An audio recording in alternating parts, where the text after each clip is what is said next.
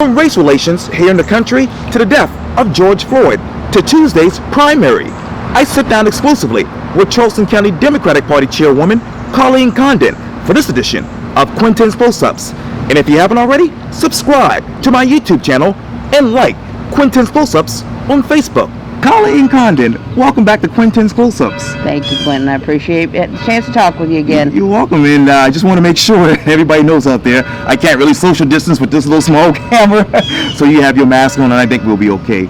But agree. Yes, ma'am. I know you're the chairwoman of the Charleston County Democratic Party, and you've been extremely busy, obviously helping a lot of those candidates get elected to office, and of course you have your notable port chats on YouTube, of which I've seen a lot of for research purposes. Who is Colleen Condon and the Charleston County Democratic Party right now? Well, it's really a time of kind of some reflection and determining, are we doing enough? Because I think we share the same guilt that a lot of people have, that we've talked the talk on stopping racism and combating racism. But, certainly in the last few weeks, it's made us realize we need to reflect and what are we actually doing to insist each of our candidates, each of our elected officials are making the change they can make. And you talk about change and obviously making change. Let me talk to you about George Floyd, the civil unrest, and of course the protesters around the country. How do you describe all that in 4 words? 4 words. Moving, embarrassing that it's necessary, and inspiring. Inspiring. And I know obviously you talked about those candidates. I'm going off on a little sidetrack here, but which one of those candidates resemble you when you ran for office? Which one of the current candidates? Gosh, so many. It's great to have candidates with optimism and passion, and who spend so much time researching. That's what I'm really impressed by, is how many candidates are really going in and doing deep dives into, what are really the racist results that are accomplished by the solicitor's office, for example, and being able to actually confront what has been institutionalized racism in Charleston County for years, decades, centuries, and being able to confront it and discuss it. I think the work that we're seeing candidates do in that regard is wonderful. Part of what I try to do as a former candidate and former elected official is really mentor them and say, hey, look, I'm glad to review topics with you, I'm glad to prep and debate them, but let's make sure people understand what you're going to get done. What should these Democrats get done when it comes to racism? Well, you have to actually be prepared to look hard at your own institution, your own office, and change things. For example, even inside the Democratic Party, we didn't have somebody who was specifically in charge of looking at inclusion on every single thing we do. The Charleston Democratic Party, the entire Democratic Party structure, is set up to have a balancing of races and genders by title, but it doesn't mean those people necessarily were the ones actually making decisions or actually influencing acts. Now I've got an inclusion director, and he is now our first vice chair, Sajid Al-Ali, and he comes in and tackles every single issue and says, hold up, but why are you doing it this way? Colleen, why are you speaking versus somebody else speaking? So we really are trying to make sure that our work inside the party isn't just trying to get people to go out and vote, but it's trying to get them to see a benefit to going out and voting, that they will be able to see real change if they elect a Democratic sheriff, another Democratic State House member, the right person to honor them and respect them in the solicitor's office, for example. Before that, who were making those decisions in the Democratic Party?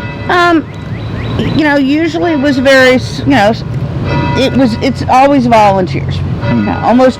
There's very few people who actually get a paycheck for their work with the party.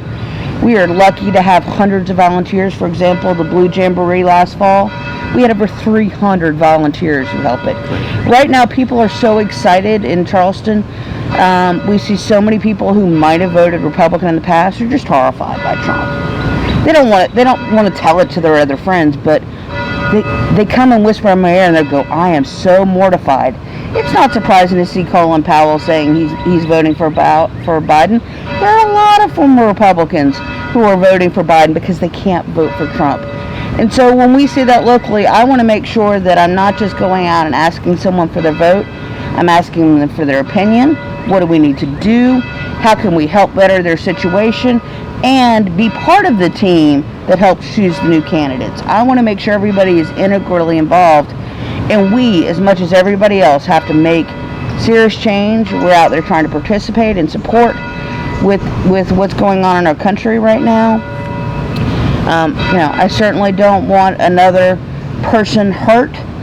I don't want another black man or woman killed because of racism.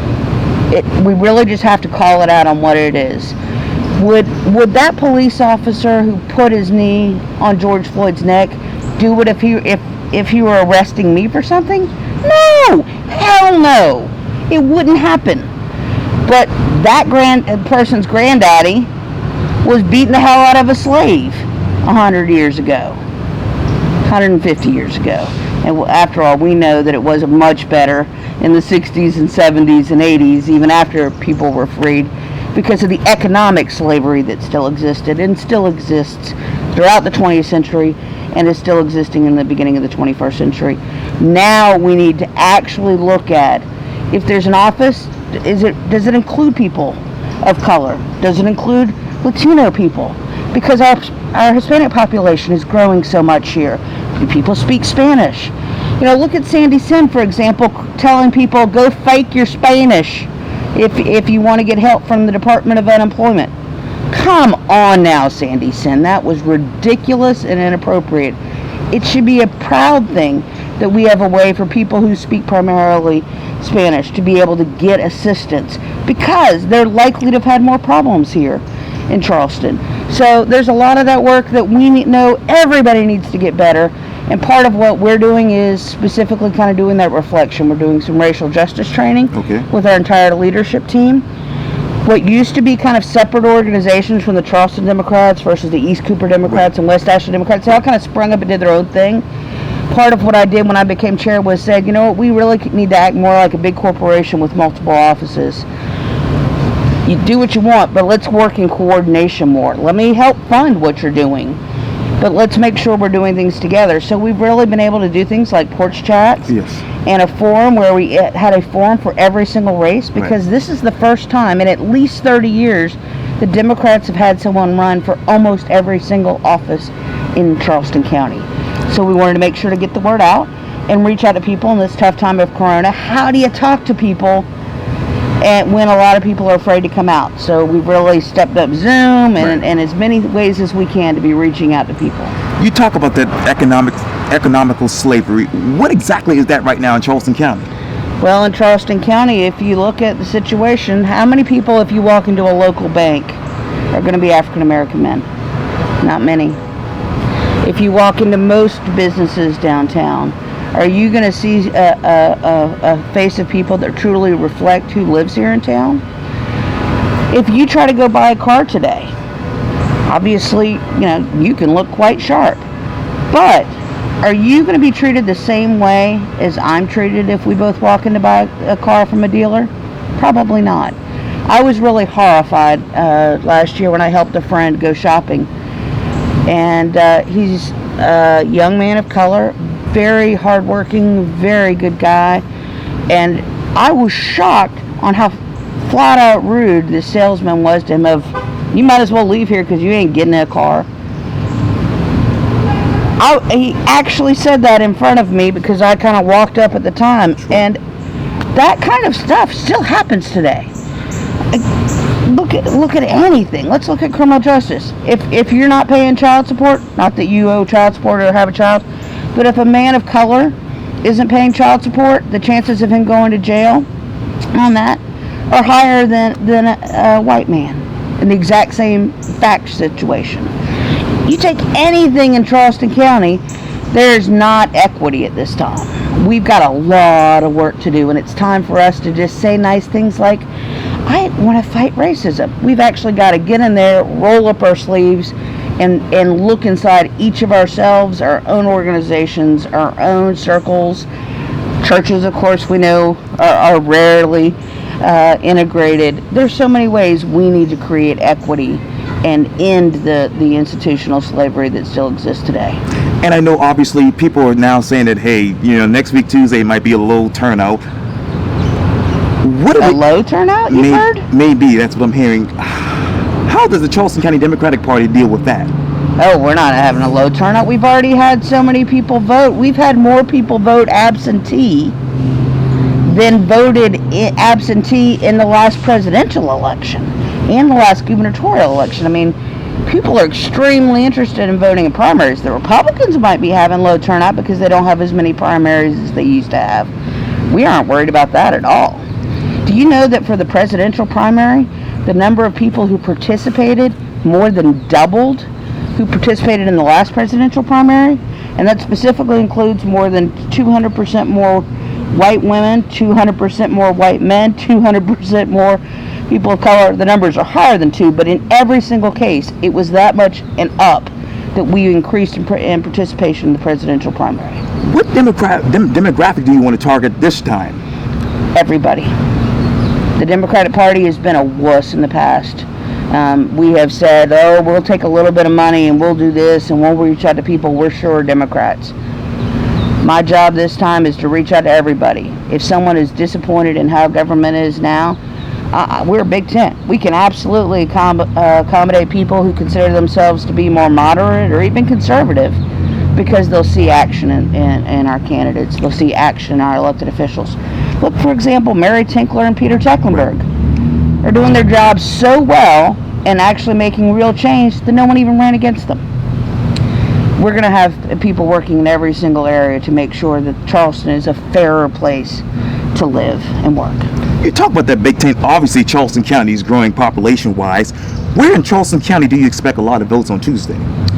Well, certainly there's some hot primaries that really are attracting a lot of attention, but for example, even in Mount Pleasant, we had 3 different primaries that were going on. We still have Daniel Brownstein and David Quick in a House race, as well as Jen Gibson and Donna Brown Newton. There are other ones like Rebecca Chingolani, but her opponent ended up dropping out for health reasons. So we know we're going to see a higher turnout in Mount Pleasant than ever before. There are a lot of people who've only voted in Republican primaries, Quintin, because that's really the only choice they had. There were a few times that we had competition within the Democratic Party. So even someone who knew they were going to vote Democratic in November might vote in a Republican primary because they want to choose between the only 2 candidates for an office. We've got a hotly contested seat out in House 116. Oh, yes. We've got this House 109. So, we've got a lot of amazing candidates, and it really helps us, I think, one, build the bench of people who see themselves as willing to go to vote in a Democratic primary because, people don't realize it, but you don't register by party. People do not register by party. I love it when people say, I'm a registered Democrat. Great. Show me where you registered. I would love it if it means you're given to us monthly as a donor, or the state party monthly as a donor, or the DNC. But we are all committed to doing better and making sure that we reach out to people who might not even want to wear a D on their chest. But they care about truly combating racism. They care about real economic opportunity for all. And they're embarrassed by some of the antics of the racism we see when Al Cannon's ready to throw everybody in jail last Sunday. And he thought he was all cool being law and order. Excuse me, maybe if you actually made changes so that someone was treated as equally in the jail if they were black and white, if they truly had the same opportunities, maybe people wouldn't be protesting as much. Let's actually make change. Economic opportunities for all. Where do we begin in Charleston County? Well, part of it is really making sure. I've posted a lot in the last couple weeks of, okay, y'all, the list is so long. Where do we start?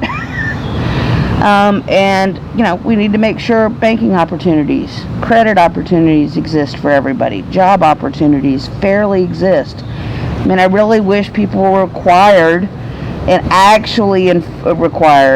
to be color neutral when they were hiring somebody, to really look at someone's skill set and be willing to invest in someone who may not be for example, as polished of a candidate who has real energy, passion, knowledge, and intelligence and a fit for the job, and be willing to offer that kind of support. Those are the kinds of things we're looking at tackling that aren't necessarily politics, but help improve in Charleston. Let's fast forward to Wednesday. Okay. When you pick up that newspaper headline, what do you want the headline to be? Amazing turnout in Charleston County primaries. You know, honestly, we've been pushing everybody to vote absentee because I'll tell you, I'm not comfortable asking people to come out in public. I still choose to wear a mask as much as I can. I know I have lots of people who still haven't gone out of their home except for when they think it's a necessity.